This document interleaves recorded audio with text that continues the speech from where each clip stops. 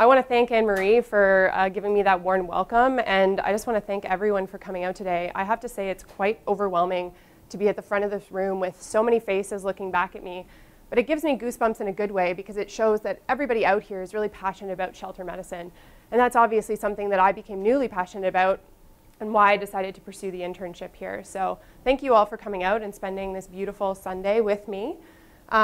We are going to get started right away, and if Sniffles and Snots was not what you were expecting to learn about in this hour, I will close my eyes for a minute, and if you want to sneak out of the room, that's fine. But if not, we'll move right into what we're going to do today and what we're going to expect. So we have a lot to cover, so I do ask that if you have questions to jot them down on a piece of paper or make a mental note, and I'll take all of those at the end. So we're going to go through sort of a 101 on what URI is and an overview of that disease in animal shelters. We're going to talk about the agents, the clinical signs, the risk factors, a little bit about diagnosing URI, and then we're going to spend the majority of our time talking about URI prevention and management in animal shelters. So before we get started, we'll do our first poll, and I apologize in advance that I can see the poll, but you guys unfortunately can't. But who am I talking to today about feline URI in animal shelters? Are you A, a veterinarian, B, a veterinary technician, C, shelter staff or volunteer, D, are you a student, either veterinary or veterinary technician, or a high school student as Evie was talking about, or E, other, you don't really fit into any of those categories. So go ahead and key in your answer now on what sort of category you fit into.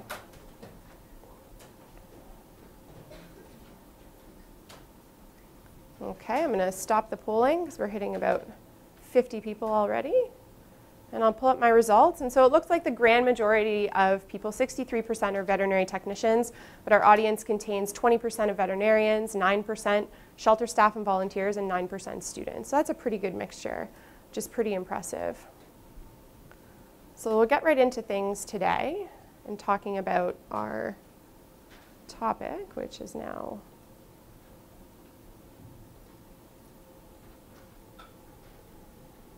all of a sudden frozen and gone ahead 4 slides. All right, so there we go.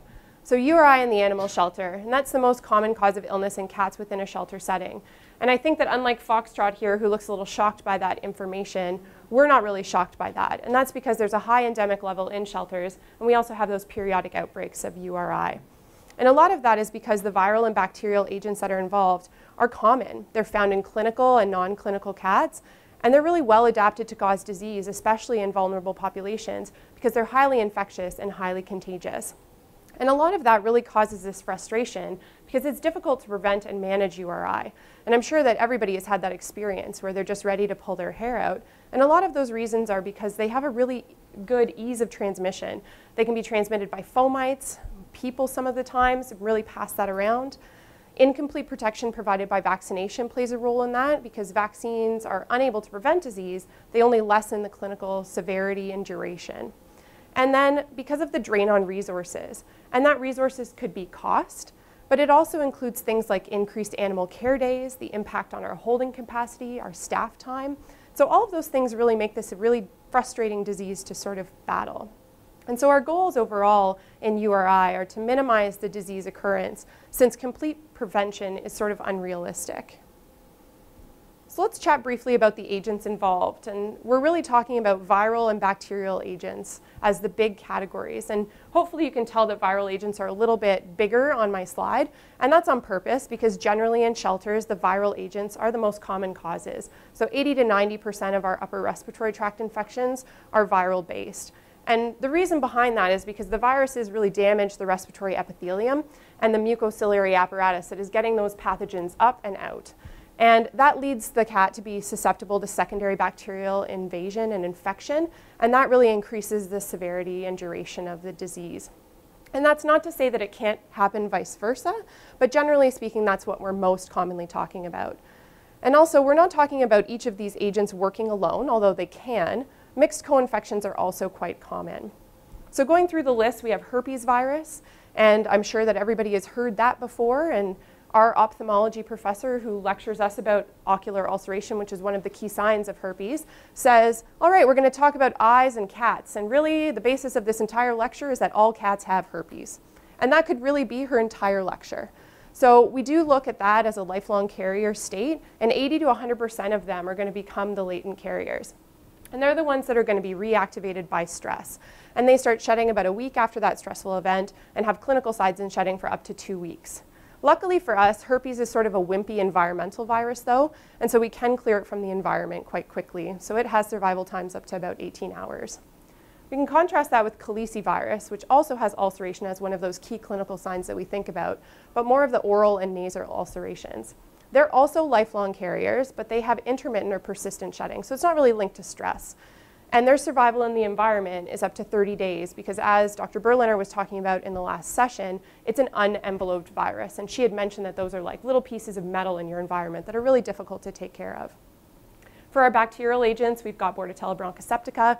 That little Z beside it is zoonotic Z. So in terms of immunocompromised individuals, we can have some risk there. And one of the interesting facts with Bordetella is that there can be transmission to and from other species. So things like dogs, horses, pigs that have Bordetella can transfer those to cats. And that's important if you do have a not cat-specific shelter or rescue. Chlamydophila felis, that used to be Chlamydophila psittaci, also zoonotic in immunocompromised individuals. And interestingly enough, is one of the pathogens that can be spread through reproductive tract, so from mom to kitten. And one of the clinical signs we see most commonly with that when we think about is unilateral bilateral conjunctivitis. And then we have our opportunistic agents, so our Mycoplasma species, our Streptococcus zooepidemicus, and others like Pasteurella, E. coli, Enterobacter, and Staphylococcus. So we talked a little bit about incubation for parvovirus for anyone who's back here. So again, that's the exposure to the time of clinical signs.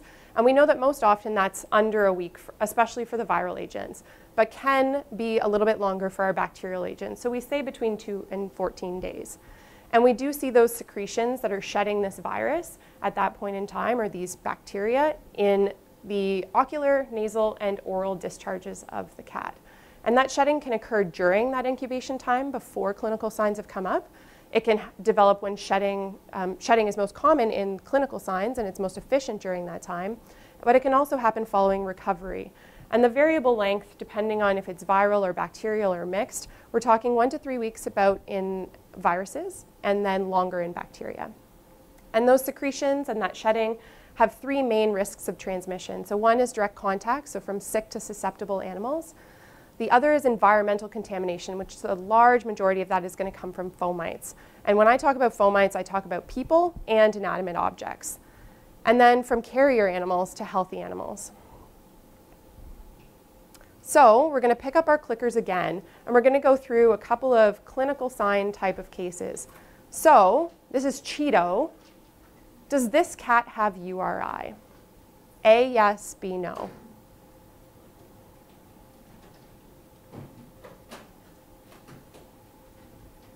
Okay, I'm going to close the poll because we're up there on the 50 mark again. And we have 74% saying yes and 26% saying no. So I would agree with the majority of people in this case that Cheeto does have signs of upper respiratory tract infection. And it may be subtle, especially in the back of the room.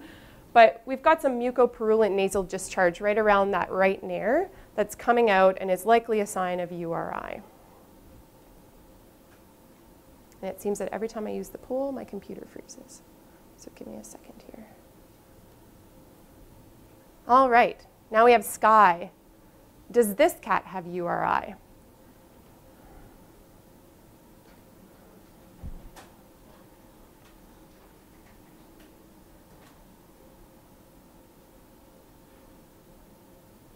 Okay, I'll close the polling again.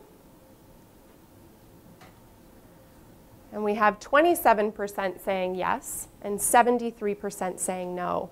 And I think this one is a difficult one. This picture was actually taken in our upper respiratory tract in isolation wing.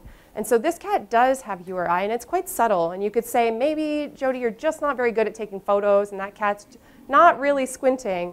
But this is a cat that has blepharospasm. And Sky was blepharospastic, that's squinting on that right eye. And if you did do a physical exam, you would notice conjunctivitis as well. So how about Pepper? So does this cat have URI?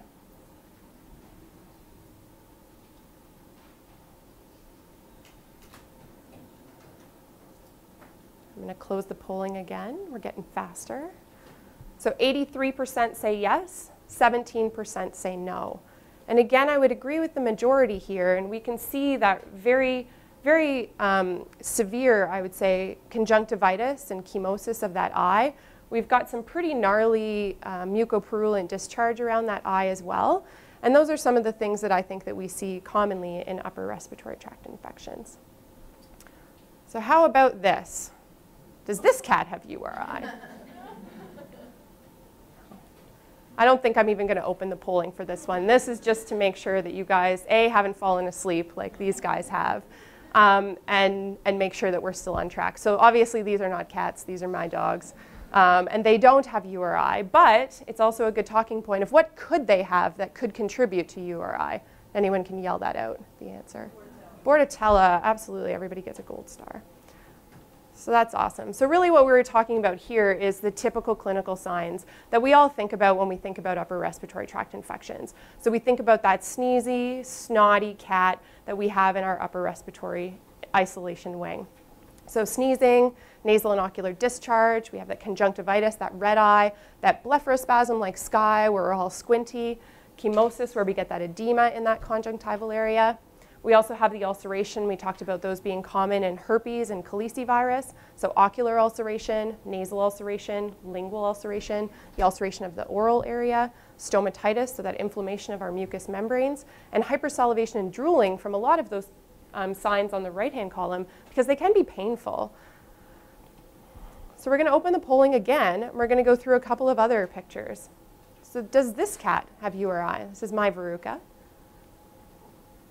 Is she a URI sign candidate? All right, closing the polling. 15% say yes, and 85% say no. And I say the 15% of you have been stalking me because this cat does have URI, and she's a subtle one. And she will oftentimes flare with her URI in stressful situations, and she just sort of isn't as interactive. But on the surface, she looks perfectly fine. And maybe a week into her shedding and her clinical signs, she'll get a little bit more teary. Sometimes when she wakes up, and sometimes I don't really notice it. So she's a really hard one to sort of figure out whether or not she's actually got clinical signs. How about Funyun here? So this is not the greatest picture of Funyun, but I'm trying to show that Funyun is limping. He's three-legged lame in this picture. Does this cat have URI?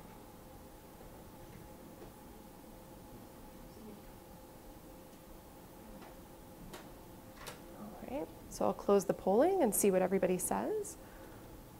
Wow, we are exactly 50-50 on this, that yes and no. 50% of you think yes, 50% of you think no. And this is a hard one. Funyun himself, he was a good picture for me to get with the limping. So Funyun does not have URI, but he could have URI. And we're talking about some of the less common signs that we're thinking about, and lameness is one of them. So it's good to have that in the back of our mind for those cats that may not show those typical signs. Now we'll get into this cat, Bryce. Does Bryce have URI?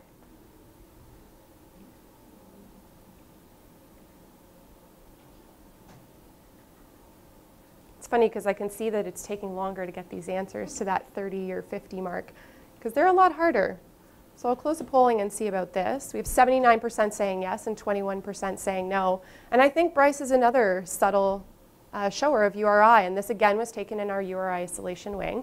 And Bryce is just not really feeling well. Sort of lethargic, sort of dumpy, not really interactive. And so that's one of those signs as well. Now how about Mia? Does Mia have URI, or is she just a really cute cat in a sweater?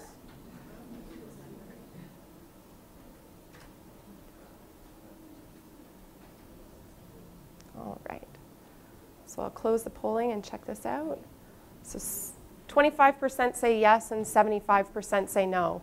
And again, Mia was a great photo opportunity. She really is just a cute cat in a sweater. She's recovering from some burns with us. But she, again, is displaying one of those things that we might want to think about as an atypical sign. So we've really gone over some atypical presentations of URI. So maybe there are no signs, they're absent. Maybe it's something very nonspecific like depression, lethargy, fever, inappetence or anorexia. Maybe there's subtle lymphadenopathy of those submandibular lymph nodes. Coughing is one of the things we think about less commonly in cats and dogs, but it is a sign, especially with Bordetella like it is in kennel cough in dogs, that could be possible in cats. Skin lesions, so like Mia, maybe those skin ulcerations, or if she had subcutaneous edema of her limbs and her face, could be due to something like virulent systemic calicivirus. Lameness is another one that we talked about, and that is a calicivirus kind of thing. Dyspnea, pneumonia, and Dr. Berliner is going to be talking about that in the DVM track next, are something that if we're having upper respiratory signs tracked down, we may lose those upper respiratory signs and still have the lower respiratory things. And then death. And I would say we commonly see that in kittens. So we're talking about risk factors of some of these things. I think the biggest one is the length of stay. And I want to share a quote from Dr. Scarlett from the chapter that she had in Dr. Miller and Dr. Hurley's Infectious Disease Management in Animal Shelters book. Quote, "Incidence estimates based on clinical cases without regard to causative agent suggest that up to 40% of cats develop upper respiratory tract disease, signs within the first week in shelters, and an even higher proportion develop signs during the second week." And I think that that really hit home for me, that saying 40% is an already big number. And we're saying that beyond that week, that 40% is going to go up. And so I would argue that length of stay is one of the biggest risk factors that we're going to have. And when we do go on to talk about prevention and management, one of the things that we're really going to have to control in the shelter setting. And then the other thing is what I have been taught in vet school is the host agent environment triad interaction. And it's sort of an interaction between those three things. And it really develops where shelter management practices are playing a role. And it really points out that a lot of the things that we're doing in terms of our management are really shelter specific. So I've sort of outlined that in the way that it makes sense to me. So we have our host, which maybe we have some things we can and some things we can't control. We have the agent, which a lot of the time we can't really control very much. And we have the environment, which we can control quite a bit. So in terms of the host, we're talking age. So we do have those young kittens that come in that either lack maternal antibodies because the mother wasn't vaccinated, or the maternal antibodies are interfering and making our vaccine response ineffective. They have underdeveloped immune systems. We're also talking about our geriatric animals, and a lot of that plays into concurrent conditions. So are they coming in with debilitating issues like endocrinopathies? But that could also be a concurrent condition in anyone in the population. So we have animals that come in that are affected by parasitism or other infections.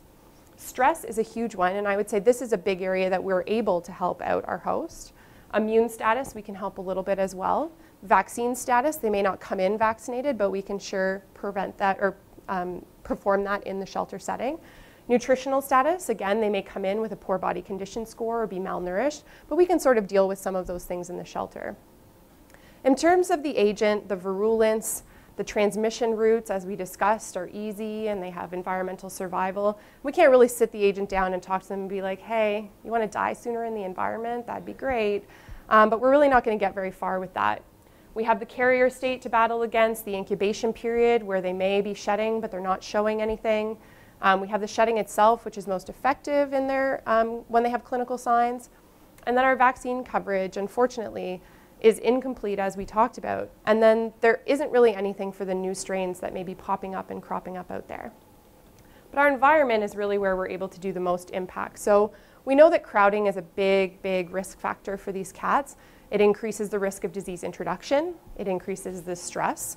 It prolongs contact between the disease and susceptible animals, which we talked about was one of those transmission routes. And it increases the probability of that transmission by people and fomites. And stress also factors in the inability to perform natural behaviors due to density. Inappropriate housing is another risk factor, so that might be putting cats with kittens, or putting dogs with cats, or the size of your cages, or the stocking density, or random commingling. Poor sanitation and poor ventilation are obviously going to add to this and be risk factors, and untrained staff as well. And I say that in terms of maybe our staff are not recognizing and removing those animals from the population, or maybe they don't understand or don't care about adhering to hand washing protocols. And not because they just don't care, but because they haven't been taught about what the importance of that is and what their role is in managing upper respiratory tract infection. So as I said, as we move into prevention and management, these risk factors are really going to be what we're focusing our efforts on to tackle upper respiratory in our shelters. Before we get there, we're just going to touch on diagnostics a little bit, and we're going to start it with a poll question. So I'm just going to open the polls now and say, what test is most beneficial for diagnosing URI in cats.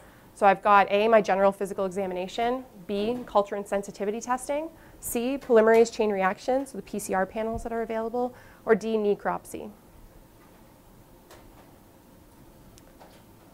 All right. So overwhelmingly, 95% of people are saying that my general physical exam is going to be my best tool to diagnose URI. And I would say that that is bang on what I would agree with. So my general physical exam may be combined with an ophthalmic examination or a fluorescein stain for ocular ulcers are really going to be my go-to tools in figuring out, do I have URI? And really that's going to lead me to empirically treat. Does the cat have URI? Okay, let's move on to how we're managing and preventing that in our population. And that's not to say that the others don't have their place. So culture and sensitivity, PCR panel, necropsy with histopathology are all options for us. And touching on the PCR panel directly, it does provide a fast turnaround. It gives us the opportunity to look at multiple pathogens, and it's sensitive and specific. But I do have to interpret those results of positive tests in light of all of the other information I have. So what is my clinical picture? Could it be a normal flora, or is it actually a pathogen that's there? And at the end of the day, I would argue in the majority of cases, does knowing what it is really change what we do? And oftentimes, I think the answer to that, and I can see people shaking their heads, is no. I don't think that that really changes. And there are situations that I would say it is applicable to do that. So atypical presentations of URI. So maybe you've got a bunch of lame cats come in like Funyun, and you're like, hey, is this upper respiratory? Maybe I'll use those tests. Severe lower respiratory infections, outbreak situations. And that might be a large rapid increase in the frequency of disease or the severity of disease without any explanation in the shelter. Or it might be within a population of unexpected animals. So maybe all of a sudden, all of my healthy, adult, vaccinated cats break with upper resp. And I might want to say why. And in legal cases, that might also be the case. So with me saying that the general time I use my general physical exam, this was my last Thursday. And this is Henry on the table. We did a dental on him. And you can see his quite impressive booger. And this is after I did a nasal flush. And this is what I pulled from his left nair. And it is gross. And it is out of focus in this photo. And I think that that's a good thing because I had almost lost my lunch about this. But it is yellow-green. And Dr. Putnam and I actually had to fight with a culture and sensitivity swab to get the swab, to have part of it and the gauze to keep the other half of it. And you can see the Spay hook in the background. I'm doing a nasopharyngeal polyp check as well. So there are cases that I want to know, Henry's not responding to treatment. Is it because he's got something atypical that I'm not looking for? Or what are the reasons for that? So this was sort of a diagnostic and therapeutic nasal flush that we did. So moving on to some prevention and management, this is where we're going to be spending the majority of our time for our talk today. So if everybody wants to shift around, give that little stretch, ready to sit in for this kind of thing. We sort of already talked about that it's virtually impossible to eliminate URI due to the things that we've already discussed. So the carrier state, the infectious and contagious nature of the agent, the ease of transmission, especially by fomites. I'm going to say fomites a lot. The inability of vaccination to prevent infection and shedding. The role of stress, and stress is another big one that I'm going to say a lot, and susceptibility to reinfection. So our goal is really to reduce the frequency and severity of disease. And I sort of thought about how I was going to present this, and I broke it down into these 4 categories. So I'm going to prepare the host. So I have an animal that's coming in, and I'm going to make sure that that animal is most prepared as possible to enter the population. I'm going to limit the agent in the environment so that I'm putting that cat into the cleanest possible environment that has the least amount of agent there. I'm going to minimize its exposure. So maybe I didn't get all the agent in the environment, which is probably the case. So I'm going to try to minimize the exposure to the agent that's there. And then if all else fails, I'm going to have a plan to support that host. So let's start with preparing the host. And I think vaccination is the biggest thing. And when we're talking about vaccinating for upper respiratory, we're talking about that FVRCP vaccine that has herpes, calicium, and panleukopenia in it. And there are others out there. Bordetella and Chlamydophila do have vaccinations. But I think that frequently when we recognize these as agents, it's more so due to a husbandry issue. And that should really be the area for our focus versus jumping right to vaccinations and fingers crossed it solves all of our problems. We've already talked about the fact that it does decrease the severity and duration of the disease, but unfortunately doesn't prevent it. But it's still going to be our friend when we're trying to prepare that host for the environment. We want to use a modified live versus a killed vaccine, and that's because there's a more rapid onset of immunity and there's no booster vaccine that's necessarily required as it is in a killed vaccine. And then we're talking about using very different protocols than what would be seen in private practice. So we're going to start those kittens at 4 to 6 weeks of age. We're going to vaccinate every 2 weeks in high-risk environments until they're 16 to 20 weeks of age. And ideally, and if you were at the Dr. Berliner's talk last hour, we're going to vaccinate before entry, ideally. So if someone calls in and we have scheduled intake, maybe we can say, we can't take your cat now. We can take it in 2 weeks' time. But how about we vaccinate the cat now so that it's protected before? Or we're going to do that at intake. Stress. So as I said, stress is a big one. And we know, both in our lives and in the lives of our animals, that stress, which can be emotional, physical, or environmental, can reduce immune function, it can increase susceptibility to disease, and decrease the response to vaccination and treatment. So it's really working against us. And I think there are two general overarching areas that we can really tackle stress. And one is in treatment, and one is in the environment. And in treatment, I'm talking about things like concurrent conditions, so illness and injury. So we can do an intake exam, we can deworm those animals, and we can battle any of the current illnesses that they have going on to try to make them healthier. I'm also talking about our handling. So overall, that would be appropriate humane handling, which hopefully is a thing that we all do in all of our shelters, but it also is minimal handling. And we'll touch on that a little bit more in our cleaning section, but spot cleaning versus moving the animal around from cage to cage while we're doing that kind of thing will help reduce that stress that they're facing. And then treatment of our staff. And I think that that's a big one that really needs to be touched on, because if our staff are stressed, maybe they're doing rougher handling than they normally would because they're rushing or they're paying poor attention to detail. And I can look at myself and I can say, when I'm stressed out, my eye twitch moment, that moment when my patience is just about to wear thin, comes a lot sooner than when I'm not stressed out.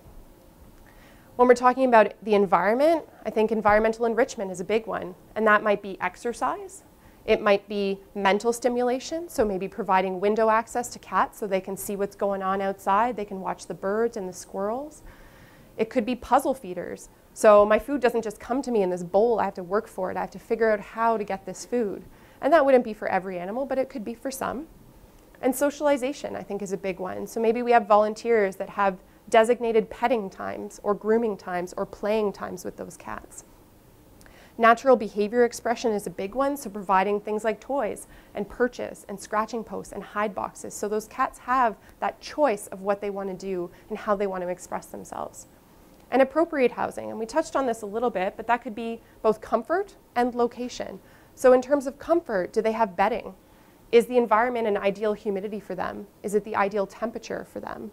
Do they have normal light? And I mean that in terms of access to natural light, as well as light cycles. So are we turning off the lights at the end of the night so that they can have a dark cycle like we do when we sleep? Or location. So do they have housing away from other species, away from loud noises, or perhaps with others? If I'm a very social cat, I'm going to be a lot more stressed out if I'm in a cage by myself versus a cage with a bunch of friends that I can hang out with. Preparing the host also means nutrition, adequate for their age and their physiologic status. And that can be a high plane of nutrition of any kind. And this has been touched on a couple of times throughout the conference, but that can often be difficult based on community donations because we're getting the food from people in the environment. And some of the suggestions that I've heard brought up during the weekend are maybe requesting a specific donor food. So saying on your wish list, we want diet X. And sometimes people are not going to provide diet X. So if they don't, maybe we have a purchase or exchange program with our staff and volunteers where if you feed diet Y, then you can buy diet Y off of us for a reduced cost, and we can then go out and use that money to buy diet X. Or you can go out and buy diet X and exchange it for diet Y. Another thing I heard with a veterinarian when we were doing our panel discussion yesterday was they pick and choose what foods come in that they want, and then they have a food pantry for the public. And so that could be a great way to do that as well. So I'm not going to necessarily feed this food in my shelter, but this could still be a great opportunity for our community. And maybe that's going to keep cats out of the shelter by providing people food because, hey, I just lost my job and I can't provide food for my animal anymore. Hey, we've got this pantry. How about you keep your animal and we'll provide that food for you until you're able to get back on your feet. I've put prophylaxis up here and graded out a little bit because I think you're going to hear about L-lysine, you're going to hear about interferon, you're going to come across those things. They are there. I think the evidence is lacking and controversial in the literature. And so I would recommend it's best to avoid those until safety and efficacy have been further evaluated. And if we are adding things to the diet, we may cause them to become inappetent, and I think that's counterproductive. So they are there. I caution their use overall. In terms of limiting the agent in the environment, we talked about overcrowding as being one of the biggest sort of areas to tackle here with our risks. And we talked about some of the reasons why that would be, why that would affect our URI. So we've got increased stress to the animals and to the care providers. Maybe that leads to a decreased effectiveness of our protocols, and then bam, we've got increased agent load in the environment. Gives more time for contact with one another, more opportunity for fomite transmission. And overall, I think overcrowding really decreases our adoptions. So it's less appealing for the public to come in and have a bunch of animals crammed into an area. And if you're someone like me, if you give me too many choices, I'm overwhelmed and I'm out. You know what, we're gonna go to dinner, I don't know where to go, okay, oh yeah, I forgot. I have a dentist appointment at 7 p.m. I can't make it anymore. So I think that what we really need to do to tackle that is establishing a policy that balances admission and release. And that could be at either end of that or all the way through. So maybe we manage our intake and we schedule that intake, or maybe we provide alternatives like a food pantry that keeps people from coming into the shelter for other reasons. Maybe we fast track animals, so we have a very healthy, very highly adoptable animal. Maybe we need to wait for spay neuter and the veterinarian that we use doesn't come in until Friday and it's Monday. Maybe we put that animal onto our adoption floor in a safe place where they're not going to necessarily, be housed with someone of the opposite sex. And we say, this animal is up for adoption, come take a look at it. Oh, you want to adopt it? Awesome. After Friday, you can take this animal home when they're spayed or neutered. And that could be adoption campaigns on the opposite end of things. So maybe we just did Christmas in July for our shelter. You can name your price for a kitten and you can take it home kind of deal. In terms of cleaning and disinfection, I think this is really going to be key because of fomite transmission. And there are a bunch of basics, and one that I didn't think to put up here, but I'm going to pull from Dr. Miller's keynote and say that if we are doing cleaning, those cats should really be removed from the cage for cleaning and then returned when that's dry. And that's for something more like thorough cleaning. But I think that overall, spot cleaning over that thorough cleaning in general is going to be the way to go on a day-to-day basis. And that's if there isn't any gross contamination of the kennel. So can we move the litter box out? Can we exchange the food and water bowls? And can we do that spot cleaning to reduce the stress of moving that animal to a different area and reduce the exposure of the people who are doing that cleaning to contaminating themselves and then becoming fomites? Maybe we can do that by having adjoining cages with two different sides where we can quarantine the cat to one side of the cage and deep clean the other, let it dry, and then let it back into the environment. And if we do have to thoroughly clean because their cage is a mess, then maybe we dedicate a specific carrier to that animal throughout their entire stay. They go into that carrier and then back into the cage when it's done. We need to clean prior to disinfection, so just a reminder that most of our disinfectants are inactivated by organic debris. And then again, that fomite word. So really focusing our cleaning on all of the fomites. And after a cat is gone and before anything is used on another cat, they should really be thoroughly cleaned and disinfected. So we're talking food and water bowls, litter boxes if we don't have disposable ones, beds, towels, toys, scratching posts, grooming supplies, anything that's in there. And ideally, we can also dedicate supplies in areas where we do house sick cats, smocks, clipboards, and pens, that kind of thing, that limit those going from sick animals to susceptible animals in a new area. So it's been a while since we've had a poll. So I'm going to open this one up and say what disinfectant products are best to use. So we have A, good old soap and water. B, Pine Sol, Lysol, or any other sol on sale. C, concentrated bleach. D, our quats. Or E, trifectant or acyl.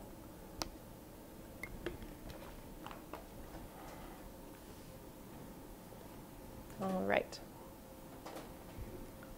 So 77% are saying trifectant or acyl. We've got 15% with concentrated bleach and 8% with quats. So I'm glad that we're talking about this then. So cleaning and disinfectant. I would say that all of the green smileys up there are effective against feline calicivirus and other respiratory pathogens.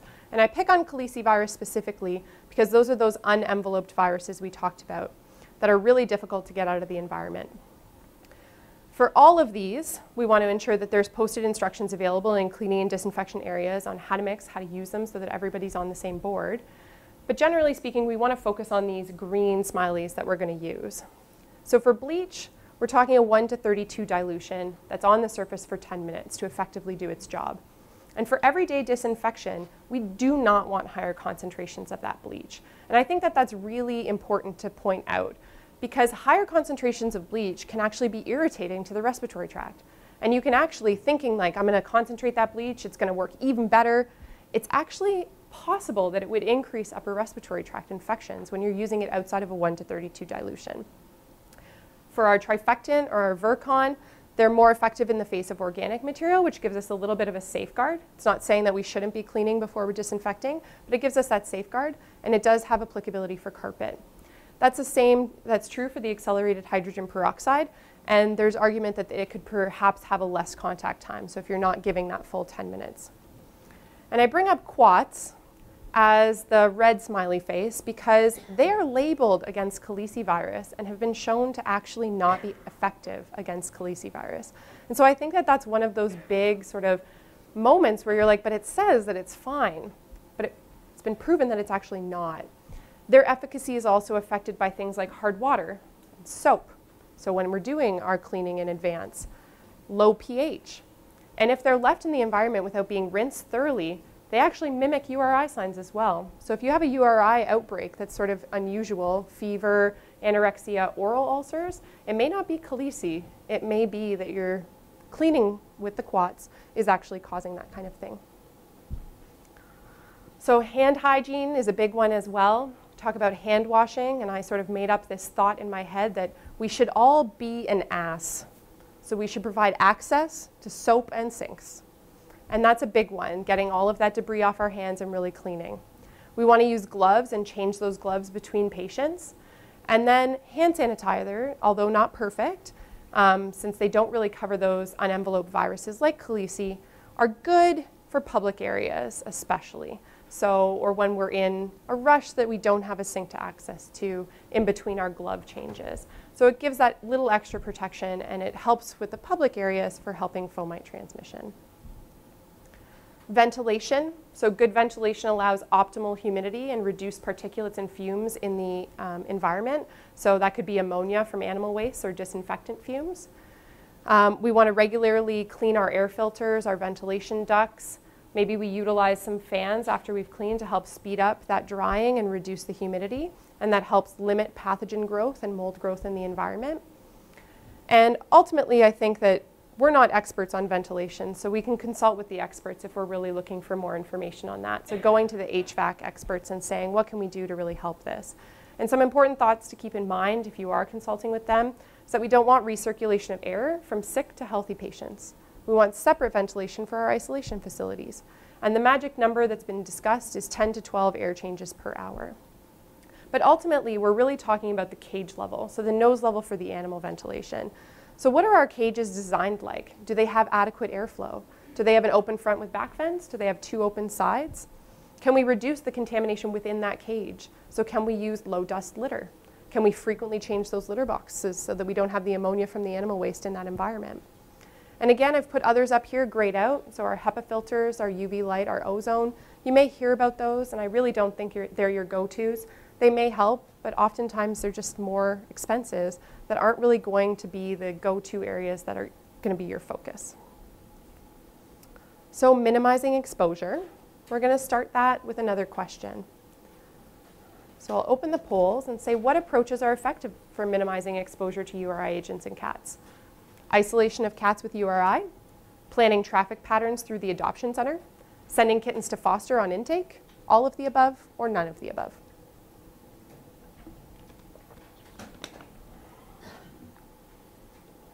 All right, let's take a look at our answers here. So we have 93% saying all of the above. And I think that that's an awesome strategy to think about is all of those things. So we talked about that big risk factor of length of stay. So decreasing that is going to be something that's really going to help us to minimize that exposure. And that's going to start with planning flow. So looking at an animal when they come in and saying, what's your pathway through the shelter? How can I get you there? And what roadblocks might I find? And how do I get you there faster? And that might include ensuring appropriate care and attention as they move through, appropriate staffing at critical points that become bottlenecks in those services. And then that could include displaying the optimal number of animals for adoption. And as we talked about, if there are too many animals, it might be overwhelming. And there's actually been studies that have shown that if you limit the number of animals that you have on your adoption floor, it actually equals a shorter stay for each individual animal directly. We can utilize alternatives. So we talked about foster care. Maybe we have off-site adoption centers as well that provides the ability for us to take an animal and keep it out of the shelter altogether. So there really is no exposure to those pathogens and stress in the environment of the shelter. We'll just move them right on through. I think timely intervention can really reduce animal suffering and prevent the worsening of clinical signs. And so prompt recognition is going to be our friend, and making sure that our staff understand why it's important to promptly recognize those things and report them to us. Having isolation facilities. So we talked about the fact that any cats with clinical signs are the most effective shutters. So if we have a cat with clinical signs, we ideally want to take them out of that healthy population and put them into an isolation facility. And that facility should ideally have some obvious separation in both its physical and its supplies. So maybe it's physical separation in terms of location, so away from susceptible animals with separate ventilation. And its supplies, so things like the people who are cleaning those areas. Maybe they're different from the people that are cleaning our healthy areas. Maybe our PPE is already in that room, so our gloves, our smocks, our clipboards, our pens, our exam tables, our feeding supplies, so that we don't have to move from sick to healthy to get those supplies to deal with that. And that also aids with transmission directly, but also with staff awareness. So if you have a physical separation, that sort of makes it serious. Like, these cats are sick, they're behind that door, they're in that separate area to really keep them out of our healthy population. Appropriate housing, and we talked about this before, the type maybe. So cages that allow cats to perform natural behaviors, so vertical and horizontal space if we can. Cages separated by at least 4 feet to prevent droplet transmission between cats. Keeping them out of drafty areas. Maybe group housing them, as we talked about, for those social cats, as long as they're matched carefully and monitored, and if they're over 5 months of age, unless they're with litter mates, that might be a good alternative. And maybe talking about location of the cage. So of the cage itself, are they within a group of animals of the same age or of the same species? Within the cage, do they have hide boxes? Is there separation between their food, their litter, and their resting areas? Those are all things that are important for cats and will help minimize their exposure. And we talked about traffic patterns. So that may be staff patterns as you do your daily rounds. It could be your cleaning patterns as you're cleaning, and your adoption flow patterns on your adoption flow. So moving from the healthiest animals that are susceptible to the animals that are sick. And not ever really a fun thing to talk about, but euthanasia. If URI is a euthanizable condition in the shelter, then we really need to be performing that rapidly, because that decreases the opportunity for spread and prevents suffering. And some of the things that we may have to think about when we're thinking about that euthanasia decision are deterioration. So those might be our poor doers, the ones with weight loss, inappetence, our chronic cases that just aren't responding, or some of the sequelae that happen. So I have 3 pictures up here of some ocular sequelae in animals, and unfortunately, several of these animals are no longer with us because they did progress. They were those deteriorating cases that were poor doers. And so we've talked a lot about prevention of URI, and even if we're rocking this all the time, every day, with all of these things, we ourselves can disrupt the peace with essential tasks that we do during the stay. And I wanted to use a case example that hopefully hit home with everybody here, and that case example is Spay Neuter. So this is the group that I worked with, Toronto Street Cats Trap Neuter Return, back home. And if you asked any of us, if you ask any of you, you would say that high quality, high volume spay neuter in a shelter setting is really essential. And I think that that's true. And a lot of the things that we've talked about are really challenged by a spay neuter setting. So we can control some of them, like the host factors. Age, maybe not, but we can make sure they're vaccinated before we do spay neuter. We can take care of concurrent conditions that we know about. But what about stress? So we've talked about some of the things that stress out animals. And what do we think about surgery and anesthesia? That's stressful. What about the move into a transport cage to get them to the facility that we're spaying and neutering? the travel of that, the new environment of being there, maybe the housing while they're there. So not only is it a change in housing, which we've talked about as being stressful, but maybe now they're near dogs or other loud noises. Or maybe they're facing other cats because that's the way that we have to in our smaller surgery facility. And maybe there's more risk of fomites. So we do pre-surgical exams on all of our spay neuters, and maybe our stethoscope that's going on each of those hearts to make sure we're cardiovascularly stable is transmitting between animals. Maybe it's from personnel who are snuggling the cat or taking the cat, putting it on their body and going over to the surgery table and doing that with every single cat that's coming through, or other items in the room that we're using. So I would argue that all of the rules still apply, and we really need to be cognizant of the risk factors that are there and the prevention points so we can proactively tackle the challenges that we're creating with a spay-neuter environment. Supporting the host is another big one. And this is when we're sort of moving from prevention to management. So we want to make sure that we're hydrating them, that we're providing appetite stimulation. So we have a treatment in our pet point system that's called the Yummy Kitty Buffet. And maybe that's what we're going to do for these cats if they're not eating well. Maybe we're going to warm up their food so they can smell it better and that it's more palatable. Or maybe we're going to move to medical stimulants like cyproheptadine or mirtazapine.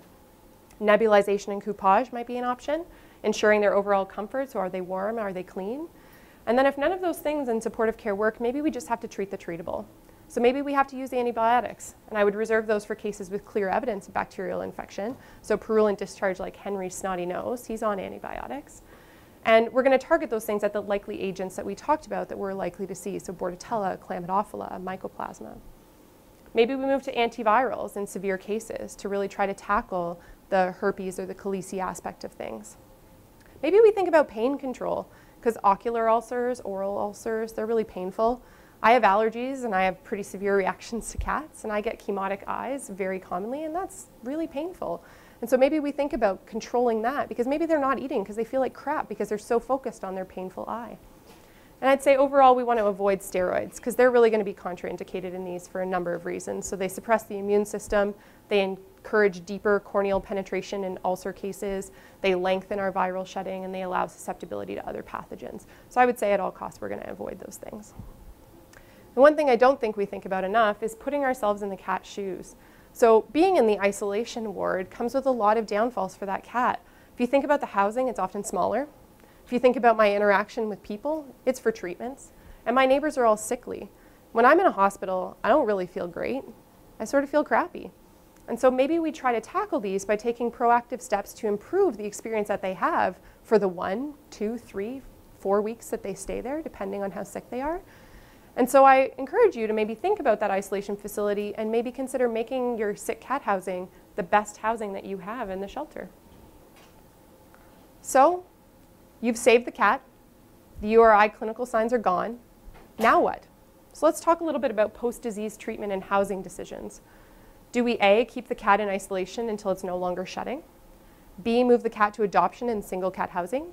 C, move the cat to adoption in post-URI recovery wing?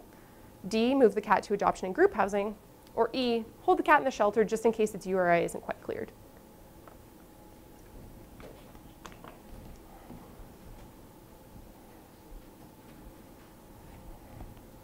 All right. So we have a mixed bag of suggestions here. So 12% say keep it in isolation, 21 say move it to single cat, 58 say move to post-URI recovery wing, 6% say into group housing, 3% say hold it in case. And I think this is a really good example of the fact that we don't really know what the best thing is, and I think it is shelter specific. So I think we should push that cat into adoption because holding it longer in isolation or longer in the shelter is going to add to that length of stay, and it's going to probably get them to get URI again, as we talked about with Jan Scarlett's quote on that. But whether you go to single cat housing or multi-cat housing, or if you have a URI recovery wing, which would be really cool, it's sort of up in the air, and it's what your facility can really handle and what you're able to do with that.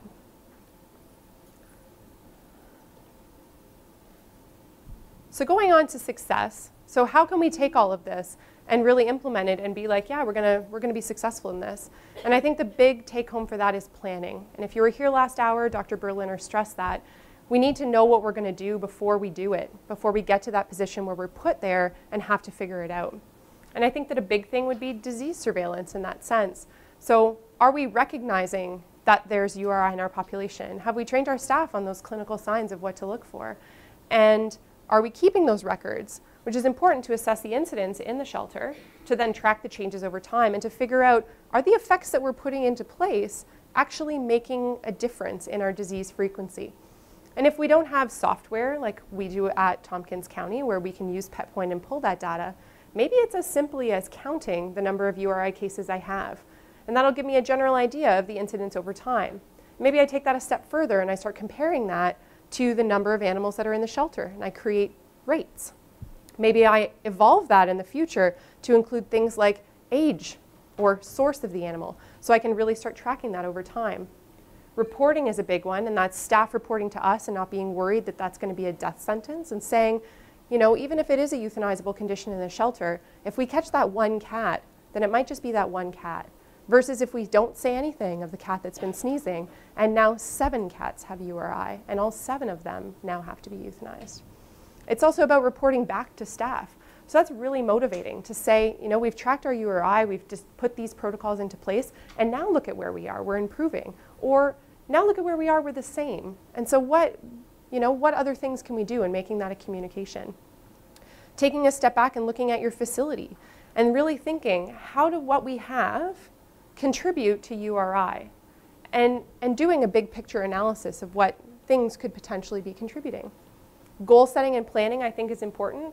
I don't know how many people have heard about SMART goals, but I'm a big advocate of SMART goals. So making your goals specific, measurable, achievable, results-oriented, and time-specific. So maybe that's as simple as saying, I'm going to write a cage disinfection protocol prior to the next staff and volunteer meeting so that it can be discussed and implemented. Or maybe you've started doing some of this tracking and you're saying, you know what, by next summer, instead of 1 in 3 cats developing URI, only 1 in 4 cats will, because we're going to be using these new protocols that I've implemented for cleaning, vaccination, and isolation. And then education and motivation. So we've talked about that a little bit with staff and volunteers. So making sure we understand why it's important for the bleach to sit for 10 minutes, or why it's important to have a smock on over top of your street clothes or scrubs while you're dealing with sick animals that you take off before you move into other areas of the shelter. And that's also for the adopter. So are we informing our adopters about cats that have had URI and saying, when you get home and there's a new environment and there's this stress, you may see these signs? Because that's something I think that we should be doing, because it's very possible that that cat gets into that environment, that cat breaks with URI because of stress, and they say, I don't want to deal with a sick cat, and they bring it back. And then that animal comes back into the shelter, and we're sort of where we were left with to begin with. So our last question, our last slide before we stop things. So I'm sort of putting words in your mouth here, but I'm excited to implement this stuff and start celebrating our URI success. But how do I know how I'm doing? So what is a normal level of URI in a shelter? So A, less than 5% of cats experiencing URI. B, it's shelter dependent. I must look within for my answer. How profound and deep. C, I should compare it to my neighboring shelter and just aim for 5% less than them. Or D, I'm going to consult the national database for feline URI in shelters and determine the acceptable level. So go ahead and key in your answers there.